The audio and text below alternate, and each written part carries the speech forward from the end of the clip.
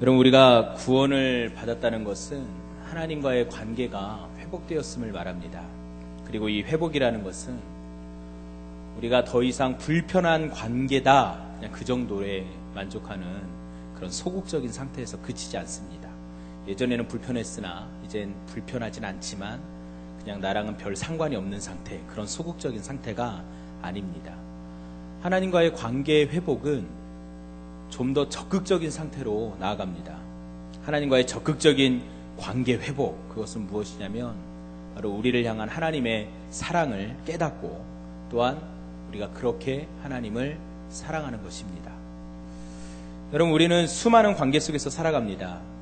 가족이라는 구성 안에서 아버지, 어머니, 형제, 자매, 그리고 친척들, 그러한 혈육의 관계 속에서 살아갑니다. 그 가운데서 특히나 나와 직접적인 관계가 형성되어 있는 그 사람들, 사촌들이라든지 뭐 그거 말고요, 직접적인 그 나와 관계가 형성되어 있는 사람들, 아버지, 어머니, 그리고 형제, 자매, 여러분, 그 관계들은 그냥 보통의 관계가 아니죠. 굉장히 친밀한 관계고 밀접한 관계입니다. 살아가면서 우리는 참 많은 사람들을 마주치는데요, 길거리 지나가 다닌다거나 우리의 생활 가운데서 그냥 마주치는 사람들, 지나치는 사람들, 분명 우리는 그 사람들과 함께 살아가고는 있지만 그 사람들과는 거의 대부분 아무런 관계가 없이, 아무런 상관없이 그냥 지내는 경우가 있습니다. 그런 사람들을 향해서 우리가 어떤 감정적인 태도를 보이지는 않죠. 좋다거나 나쁘다거나 그러지 않습니다. 그냥 무관심이라고 해도 뭐 별반 문제가 없지 않을까 싶은데요. 그런 사람들과의 나는 뭐 다투지 않는 관계죠. 그냥 다투지 않는 관계, 말도 나누지 않는 관계, 그런 무관심한 관계입니다. 그리고 일반적으로 이제 직장 생활에서 맺는 관계, 어떤 일을 통해서 만나는 관계, 협력 관계죠. 일종의 협력 관계입니다. 물론 같이 땀을 흘리고 수고하고 그러면서 서로 하나가 되는 그런 정이 생기기도 하지만 어떤 한순간이나 어떤 잘못된 계기로 인해서 가끔은 또 다툴 때도 있어요. 또 일을 처리하는 과정에서 서로 마음이 맞지 않아서 싸울 때도 있어요. 그래서 마음이 상하고 그러면 또 쉽게 돌아설 수 있는 관계가 어떻게 보면 직장 내에서의 관계가 아닌가 싶습니다. 물론 조금 더 발전해서 친구가 될 수도 있어요. 그렇죠? 친구 관계는 어떤가? 좀 더 친밀하긴 하죠. 서로를 이해하려고 노력하고 혹 다툰다 할지라도 사과하고 그 관계를 다시금 회복하려고 노력하고 그렇게 좀 친밀해진 이런 관계가 이제 친구 관계가 아닌가 싶습니다. 근데 그런 관계 속에서도 또 심하게 다투거나 그러면 또 등 돌리는 경우도 있더라고요. 아무리 친해도 또 때로는 등을 돌리고 다투고 얼굴을 보지 않는 그런 관계가 생기기도 하더라고요. 그런데 여러분, 이 가족 관계, 혈육 관계는 어떨 때는 이렇게 외적으로 보면 행동적인 거나 태도적인 거나 그런 거 볼 때는 간혹 뭐 친구만도 못한 관계처럼 보일 수도 있어요. 어떨 때는. 그쵸? 특히 우리 젊은 사람들은 더 그러잖아요. 친구랑 있는 것을 더 좋아하고 마음 맞는 사람하고 있는 걸 더 좋아하잖아요. 저도 그런데 젊다는 얘기죠. 네, 아무튼 아니에요? 젊다는 얘기예요. 그런 관계를 굉장히 좋아하는데 아무튼 외적으로 볼 때는 때로는 친구만도 못한 관계처럼 지내는 것 같기도 하지만 그래도 우리의 마음속에서 가장 생각하고 가장 그 마음속에서 담아두고 있는 관계가 이 가족의 관계가 아닌가 싶습니다. 사회에서 만나는 그런 관계나 친구의 관계와는 비교할 수 없는 관계가 사실 혈육으로 묶인 이 가족의 관계입니다. 그리고 그 가족을 연결하는 이 관계의 끈은 무엇이냐면 바로 우리가 도저히 이해할 수 없는 사랑이라는 거예요. 사랑. 저는 왜 이 가족 얘기를 했냐면 하나님과의 우리 사이의 관계 회복을 생각해 볼 때 참 너무나 감사한 것이 있어요. 뭐가 있냐면 하나님께서는 우리를 그냥 백성으로만 부르지 않으셨습니다. 하나님께서는 우리를 백성으로만 부르지 않으셨어요. 하나님은 우리를 구원하시되 우리를 분명히 뭐라고 불러주시냐면 너는 내 아들이다. 너는 나의 자녀다. 하나님의 자녀로 삼아주신 거예요. 즉 하나님께서 친히 우리의 아버지가 되어주신 거죠. 아버지. 하나님이 나의 아버지 되신 거예요.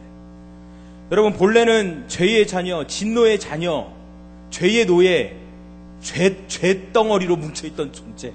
그래서 심판 앞에 놓여 있어서 하나님과 원수됨의 관계였는데 하나님의 그 크신 사랑으로 그 잘못된 모든 관계를 다 청산하고 아버지와 자녀의 관계로 삼아주신 거예요.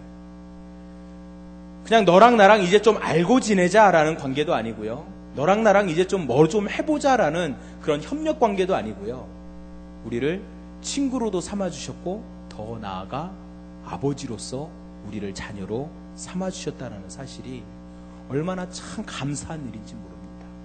얼마나 그것이 큰 은혜인지 모릅니다. 하나님께서는 그래서 우리를 향한 그 진노의 심판, 죄인을 향한 진노의 심판을 원래는 우리에게 부어야 되는데 우리에게 그것을 나타내지 않으시고 오히려 우리를 구원하기 위해서 하나님께서 사랑하시는 독생자 아들 예수 그리스도에게 그 죄인을 향한 진노의 심판을 퍼부으셨고, 독생자를 향한 그 놀라운 사랑은 사실 심판받아 마땅한 우리 죄인인 나에게, 죄인된 나에게 그 사랑을 거꾸로 베풀어 주셨다라는 거예요. 예수님께 행할 것과 우리에게 행할 것이 사실은 바뀌어야 되는데 하나님의 그 크신 사랑은 우리를 향한 심판을 독생자에게로 돌리셨고 독생자를 향한 그 큰 사랑을 우리에게 돌리셨다라는 것입니다. 그 하나님의 사랑, 독생자를 내어주시기까지 행한 그 사랑으로 우리를 구원해 주셨고 우리를 죄인의 신분으로부터 의인의 신분으로 회복시켜 주셨어요. 여러분, 이것이 얼마나 큰 하나님의 사랑이고 얼마나 큰 은혜입니까? 여러분, 그래서 하나님께서는 우리를 향한 하나님의 그 사랑을 깨닫기를 원하셨습니다. 너희가 내 마음을 알아야 된다. 너희가 내 마음을 알아야 된다. 하나님께서는 우리를 향한 하나님의 그 마음을 깨닫기를 원하셨어요. 그래서 먼저 우리가 어떤 존재였는지, 이전에 어떤 존재였고, 그래서 하나님께서 우리에게 베풀어 주신 그 사랑이 얼마나 큰 것인가를 가르쳐 주시기 위해서 우리에게 처음에 주신 것이 있는데 그것이 무엇이냐? 바로 율법이에요. 율법. 하나님께서는 율법을 통해 우리가 어떤 존재인지를 가르쳐 주셨습니다. 왜냐하면 우리가 하나님 앞에서 관계가 회복되어지고 하나님의 자녀가 되기 이전에 우리는 어떤 존재이고 우리는 어떻게 살아갈 수밖에 없는가를 가르쳐 주셔야 했기 때문입니다. 하나님께서는 우리에게 율법을 주셨고 하나님께서 우리에게 그 율법을 주신 목적은 어떤 행위를 통해서 의를 이룬다거나 어떤 행위를 통해 우리 스스로 우리의 존재를 바꿀 수 있음을 가르쳐 주신 것이 아니고요. 그 여지의 문을 열어놓으신 것이 아니고요. 거꾸로 오히려 이것 봐라, 너희는 할 수가 없다라는 걸 가르쳐 주시기 위함입니다. 여러분, 율법을 지킨다라는 것, 율법으로 우리가 어떠한 의에 이르려고 노력한다라는 것, 만약에 율법이 100가지라 칩시다. 99가지를 잘해도 한 가지를 못하면 그것은 안 되는 거예요. 왜냐하면 그 하나의 흠 때문에. 하나님께서는 율법을 통해 우리에게 무엇을 가르쳐 주시냐? 그것 봐라, 안 된다. 너희 의지로는 안 되는 것이다. 너희의 힘으로는 안 되는 것이다 라는 거예요. 그래서 로마서 3장 20절은 말합니다. 그러므로 율법의 행위로 그의 앞에 의롭다 하심을 얻을 육체가 없나니 율법으로는 죄를 깨달음이니라. 그렇습니다, 여러분. 율법으로 우리가 깨닫는 것은 하나님 앞에서 내가 얼마나 어리석은 존재인가, 그리고 하나님 앞에서 내가 얼마나 나약한 존재인가, 아, 내가 죄인이구나 라는 것을 깨닫기 위해서 하나님이 율법을 주셨고 우리는 그것을 통해서 그러한 것들을 발견할 수 있다는 거예요. 그런데 하나님께서 네가 어떤 존재인가를 봐라라고 보여주신 것에서 그쳤다라면 우리의 삶엔 소망이 없겠죠. 절망적이고 소망 없이 살아갈 수밖에 없을 텐데 하나님은 거기서 그친 것이 아니라 그러나를 붙이셨어요. 그러나 내가 너를 구원해 주겠다. 네가 할 수 없지만 내가 해주겠다. 너는 스스로 이미 멀어져 버린 너와 나의 관계를 회복시킬 수 없지만 내가 너와 나의 관계를 회복시켜 주겠다. 하나님의 그 사랑으로 우리를 구원해 주셨습니다. 여러분, 자격 없는 나를 구원해 주셨습니다. 심판받을 수밖에 없는 나를 구원해 주셨습니다. 그리고 하나님께서는 우리를 향한 그 큰 사랑을 깨닫기를 원하셨던 거예요. 여러분, 사랑은 일방적이지 않습니다. 사랑이 아름답게 꽃 피우려면 주고받아야 돼요. 그렇죠? 일방적인 사랑은 참 슬픈 사랑이죠. 가슴 아픈 사랑이고요. 굉장히 힘든 사랑입니다. 이 사랑은 주고받아야 돼요. 그래서 하나님께서도 우리가 하나님의 사랑을 깨닫기를 원하셨고 우리가 하나님을 사랑하기를 바라셨어요. 그래서 하나님께서 뭐라고 말씀하세요? 신명기 6장 4절부터 5절을 보면 이스라엘아 들으라 우리 하나님 여호와는 오직 하나인 여호와니 너는 마음을 다하고 성품을 다하고 힘을 다하여 내 하나님 여호와를 사랑하라. 그냥 사랑하라는 게 아니에요. 사랑에 대해서 전력 질 줄 알아는 거죠. 온 힘을 다해서 네가 할 수 있는 모든 것을 다해서 사랑하라라는 거죠. 마음을 다하고 성품을 다하고 힘을 다하여서 너의 하나님 사랑 여호와를 사랑해라. 그리고 신명기의 이 말씀을 오늘 예수님께서는 이렇게 우리에게 또 말씀해 주십니다. 너의 마음을 다하고 목숨을 다하고 뜻을 다하여 주 너의 하나님을 사랑하라. 그리고 이것이 가장 첫째 되는 큰 계명이다 라고 우리에게 말씀해 주고 있습니다. 여러분 하나님 사랑하십니까? 여러분 우리 주님 사랑하십니까? 정말 마음을 다하고 목숨을 다하고 힘을 다하고 성품을 다하고 뜻을 다해서 여러분 우리 하나님을 사랑하고 계십니까? 우리 주님을 사랑하고 계십니까? 나를 향한 그 하나님의 사랑을 깨닫고 나에게 베풀어 주신 하나님의 그 큰 사랑을 깨닫고 그리고 그 깨달은 마음으로 주님을 사랑하고 계십니까? 여러분 우리가 이제 종종 하는 얘기 중에 그런 얘기 있어요. 철이 들었나 안 들었나 그런 얘기를 종종 하는데 철이 들었다 안 들었다 뭐 그런 말을 듣기도 하고요. 특별히 조금 우리는 이미 철이 들었고 나는 성인이더라고 생각하는데 그 부모님들이 가끔 아유 저희 언제 철 들어 이런 말 하면은 참 굉장히 속상하죠. 나는 철 든 것 같은데 지금 내가 나이가 몇인데 막 이런 생각도 드는데 이게 아무튼 부모님들이 종종 자녀들에게 그렇게 아직 철이 더 들어야지 그런 식의 말씀을 많이 하세요. 근데 여러분 생각해보면 우리가 어떤 경우에 철이 드냐면 첫째로 이제 나이가 들면서 자연스럽게 철이 드는 부분이 있어요.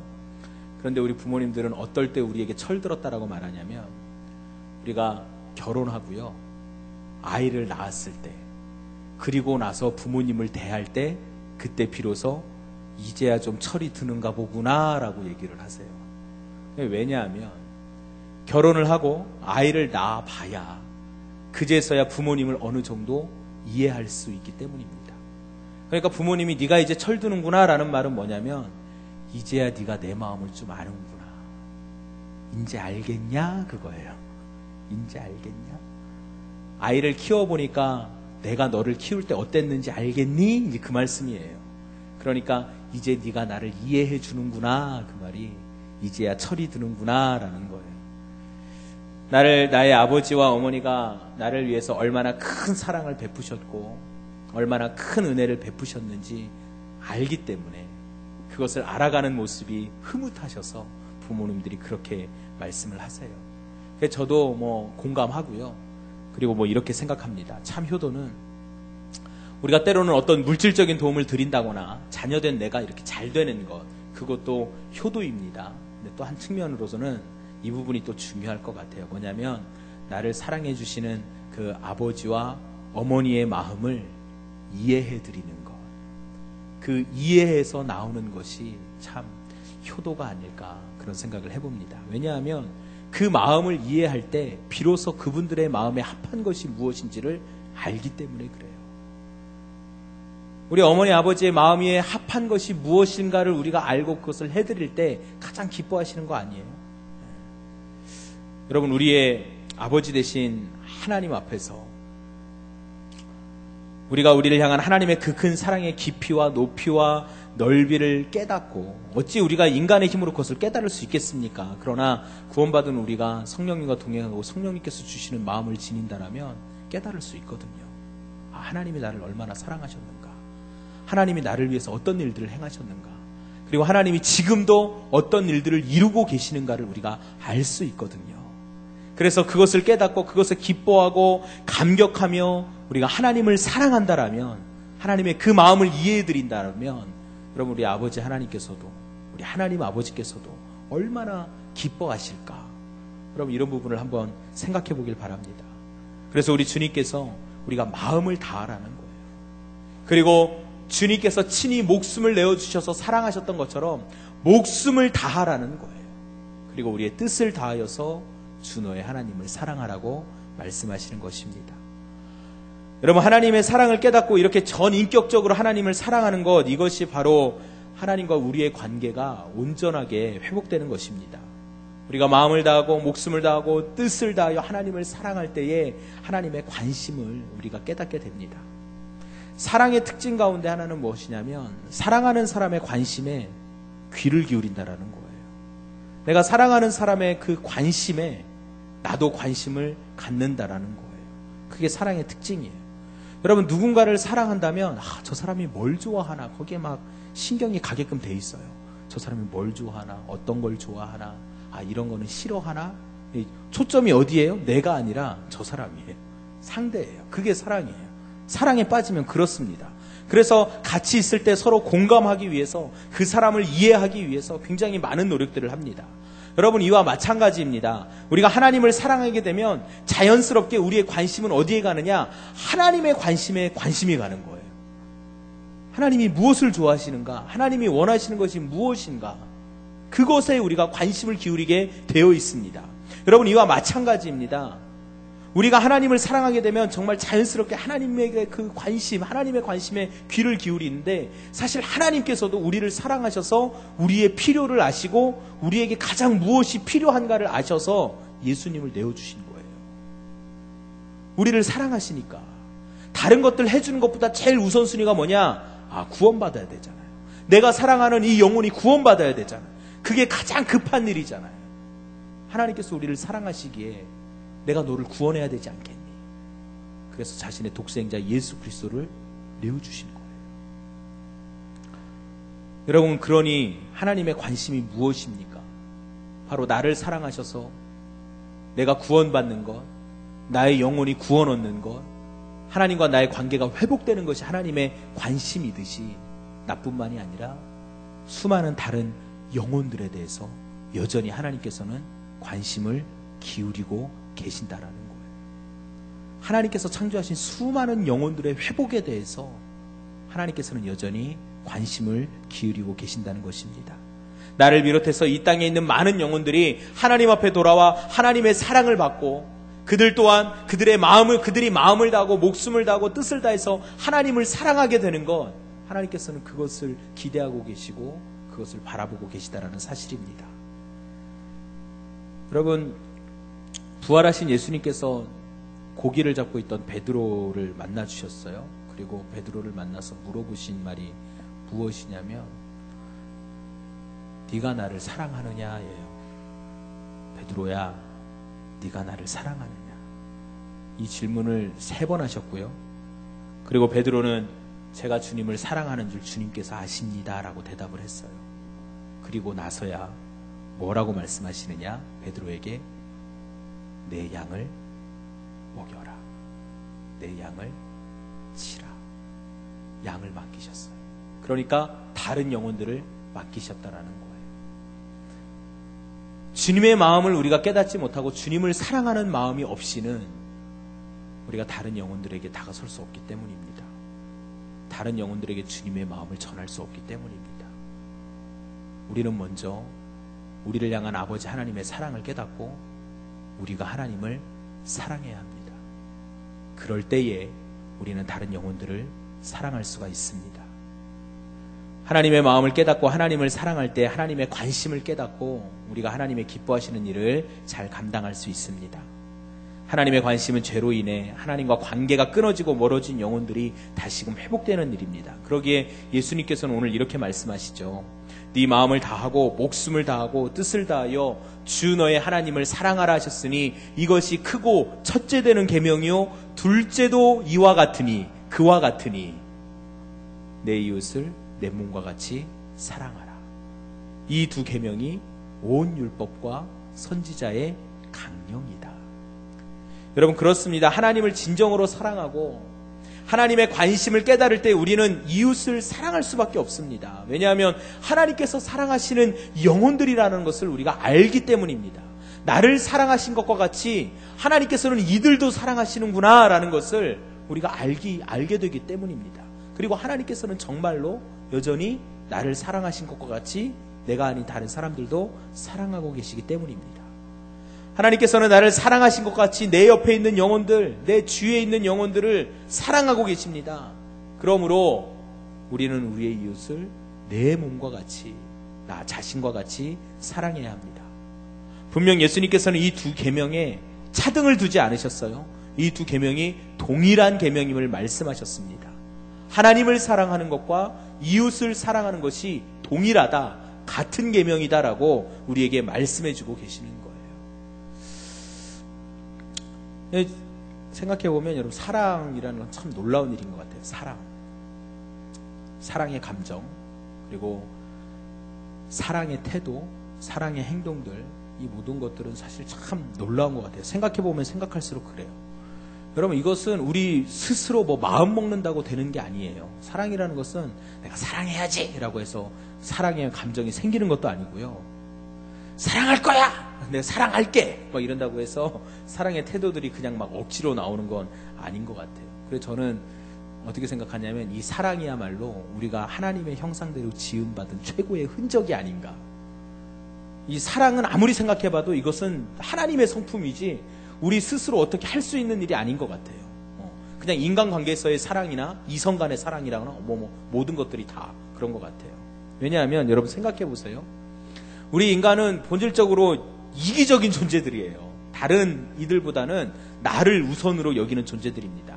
근데 아까도 말씀드렸다시피 사랑을 하게 되면 우선순위가 어떻게 되냐면 내가 아니라 다른 사람이에요. 사랑하는 사람들을 보면 그렇죠. 야, 내가 뭐 좋아하니까 너 나한테 이거 해줘야 돼. 이러는 거는 좀 그래요. 사랑하면 너 뭐 좋아? 이렇게 물어보는 게 맞지. 나 이거 좋아하니까 이제 이거 사줘. 뭐 그런 거 있잖아요. 좀 생각해 봅시다. 사랑은 본질적으로 이타적이 되는 게 사랑이에요. 내가 우선순위가 아니라 상대가 우선순위가 되는 게 사랑입니다. 상대의 관심에 나도 관심을 기울이고 상대의 필요를 내가 채워주고자 하는 것, 그게 여러분 사랑입니다. 여러분, 이것이 얼마나 놀라운 일입니까? 우리의 삶의 모습에 가장 이타적인 모습으로 나타날 수 있는 것, 그거는 사랑할 때예요. 이 사랑은 우리가 하나님의 형상대로 지음받은 것에 대한 참 최고의 흔적이다, 저는 그렇게 생각을 합니다. 뭐 때로는 윤리적인 책임이나 도덕적 책임에서 나오는 사회적 의무로서의 사랑의 행동들을 할 수도 있습니다. 물론 그것도 굉장히 위대한 일이에요. 근데 정말 우리가 사랑에서 우러져 나오는, 우리의 마음 깊은 곳에서 우러져 나오는 그 사랑으로 비롯된 행동들은 그러한 모든 것들을 초월하죠. 어떤 분께서 이런 말씀을 하시더라고요. 주님께서 원수를 사랑해라, 너의 이웃을 사랑해라 라고 말씀해 주신 게 너무나도 감사하대요. 만약에 너의 원수를 좋아해라, 내 이웃을 좋아해라, 만약에 이렇게 말씀하셨다면 굉장히 고민이 됐을 것 같대요. 왜 그러냐면 여러분, 좋아하는 데는 이유가 있어요. 내가 좋아한다라는 것은 이유가 있어요. 어떻기 때문에 좋아한다, 그런 게 있거든요. 원수를 좋아하기 위해서는 좋아할 만한 이유가 있어야 되는데, 여러분, 원수를 바라보면서 내가 좋아할 만한 이유를 찾을 수가 있겠어요? 없죠. 마음이 이미 상해져 있는데 어떻게 그 조건을 찾을 수가 있겠습니까? 이웃을 좋아하기 위해서는 좋아할 만한 이유가 있어야 되는데, 뭐 그 이유를 찾을 수 있는 사람들은 있겠죠. 그러면 몇몇 사람만 좋아하게 되는 거죠. 내 마음에 맞는 사람만. 그런데 사랑은 뭐예요? 모든 것을 초월하는 거잖아요. 이유가 없어도 사랑하는 게 사랑이에요. 이게 얼마나 감사한 일이에요. 그러니까 하나님께서 원수를 사랑해라, 너의 이웃을 사랑해라 라고 말씀해 주신 게 너무나도 감사하다라는 거예요. 왜? 나의 모든 것들을 초월하는 그런 것들이기 때문에 하나님께서 그 주신 선물로 모든 것들을 초월해서 내가 그 사람과 관계를 맺을 수 있는 거기 때문에 참 너무나도 감사하다라는 거예요. 여러분, 이성적인 부분으로도 한번 생각해 보세요. 여러분, 사랑에 빠진 사람에게 왜 그 사람을 사랑하세요? 라고 물어보면 이유가 없어요. 그냥 사랑하게 되는 거예요. 어떤 이유가 있어서 그 사람을 사랑하는 게 아니라 사랑하니까 모든 게 용납되는 거예요. 그게 사랑이죠. 사랑에 빠지면 그래요. 그냥 그게 용납되는 거예요. 그 사람이니까. 여러분, 나중에 그 사랑에 빠지시면 그 사람의 모습과 다른 사람의 모습을 한번 비교해 보면서 공통점만 놓고 보세요. 다른 사람을 내가 그 사람같이 이렇게 여길 수 있는 마음이 생기나? 그렇지 않아요. 이 사람이니까 사랑에 빠지는 거예요. 어떻기 때문이 아니라, 어떤 조건이 있는 것이 아니라 그 사람이기 때문에 그런 거예요. 여러분, 저는 우리가 함께 이런 사랑의 사람들이 되기를 간절히 바랍니다. 하나님께서 우리에게 주신 그 성품들, 사랑의 마음들이 회복되어져서 그냥 하나님이 좋고, 우리 아버지가 그냥 좋고, 우리 주님이 그냥 생각만 해도 좋고, 나와 함께 믿음의 신앙생활하는 우리 모든 지체들을 바라볼 때 그냥 좋고, 세상에서 다른 영혼들을 바라보더라도 주님의 마음이 느껴져서 그 영혼을 향하여서 긍휼히 여겨지는 마음이 우리에게 생겨나고, 구원받지 못하는 것이 긍휼히 여겨지는 거예요. 사랑으로 비롯돼서 불쌍하게 여겨지는 거예요. 그래서 그 사람, 내가 저 영혼 예수님 만나게 해줘야 되는데, 저 사람 구원받아야 되는데, 그런 마음들이 막 솟구치는 그런 사람들이 되길 간절히 바랍니다. 여러분, 하나님을 사랑하고 하나님의 마음을 깨닫고 우리 성령님으로 말미암아 신의 성품이 내 안에 이루어짐으로 그 놀라운 사랑이 우리의 삶 가운데 가득하길 바랍니다. 여러분, 또 한 가지 중요한 것은 사랑은 감정적인 것에 그치는 것이 아니라 반드시 구체적인 태도로 드러나야 한다라는 거예요. 그게 사랑의 태도들. 우리 그리스도인들은 그것을 뭐라고 말하냐면 섬김이라고 말하죠. 사랑하기 때문에 섬겨주는 거예요. 고린도전서 13장에 보면 또 사랑의 태도들에 대해서 말씀해주고 있습니다. 오래 참아주고, 온유하고, 시기하지 않고, 자랑하지 않고, 교만하지 않고, 무례히 행치 않고, 자기의 유익을 굳지 않고, 성내지 않고, 악한 것을 생각하지 않고, 불의를 기뻐하지 않고, 진리와 함께 기뻐하고, 모든 것을 참고, 모든 것을 믿고, 모든 것을 바라고, 모든 것을 견디는 그러한 사랑의 태도들, 사랑의 모습들, 우리의 삶 가운데 그러한 모습들이 가득하길 간절히 바랍니다. 하나님의 사랑을 깨닫고 하나님을 사랑하고 그 사랑으로 하나님의 마음을 알아 다른 이들을 사랑하는 그 모습 속에서 우리 이웃들을 향한 하나님의 사랑을 우리가 깨달을 수가 있습니다. 여러분, 이 시간 우리 함께 같이 한번 고백했으면 좋겠어요. 옆에 계신 분들에게 뭐라고 고백하냐면, 주님의 이름으로 사랑합니다. 우리 한번 사랑 한번 고백합시다. 아니, 무슨 사랑 고백을 그렇게 퉁명스럽게 하세요. 주님의 이름으로 사랑합니다. 여러분, 주님의 이름으로 사랑합니다. 주님의 이름으로 사랑합니다. 네. 우리를 향한 아버지 하나님의 크신 사랑 깨닫고 그 사랑 나타내고 살아가는 저와 여러분 되기를 간절히 바랍니다. 우리 시간 함께 찬양하고 기도합시다. 주님의 사랑이 이곳에 가득하기를 기도합니다. 주님의 평화가 우리들 가운데 있기를 원합니다.